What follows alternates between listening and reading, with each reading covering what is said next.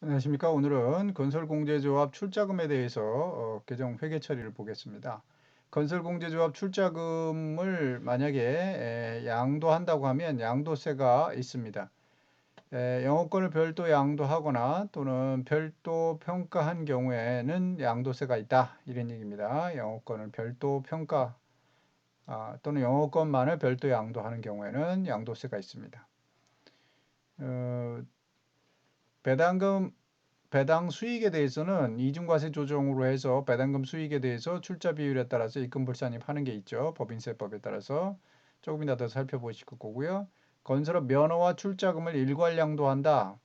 출자금까지도 면허와 함께 다 양도를 한다 그러면 부가세 과표는 총 양도 대가분의 대해서 공제조합이 평가한 출자증권가액으로 부가세 과표를 신고합니다. 평가를 한 금액으로 부가세 과표를 신고하지 그렇게 해야 된다는 얘기입니다. 출자금 회계 처리는 출자할 때는 매도가능증권으로 설정을 합니다.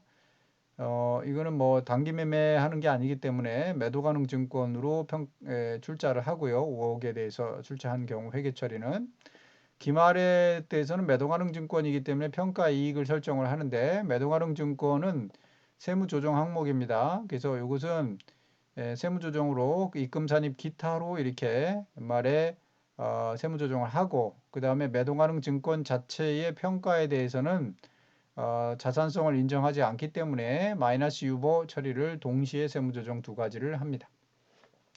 배당금을 출자금에 대한 배당금을 수령할 때는 차변에 배당금이 들어오죠. 대변에 배당금 수익을 인식을 하는데 대신에 아까 말씀드렸듯이 배당금 수익에 대해서는 입금불산입으로 해가지고 비율만큼 출자 비율만큼 해서 입금불산입 배당금 수입 기타로 처리를 합니다. 여기는 30%라고 봐가지고 이렇게 처리를 했죠.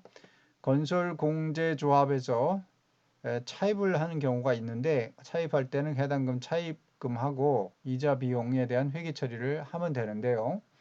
이때 이 차입금이 있는데 동시에 회사에서 가지입금이 있다고 하면 차입금이 있는 상태에서 가지입금이 있으면 말씀드렸듯이 가지입금에 대한 인정이자하고 지급이자 송금불산임을 두 가지 해야 되는 거고요.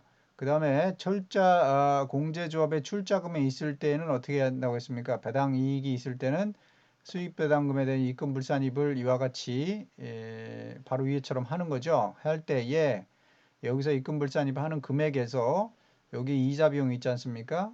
해당되는 이자 비용을 차감하는 식으로 처리합니다. 이상 출자금에 대한 부분을 봤습니다.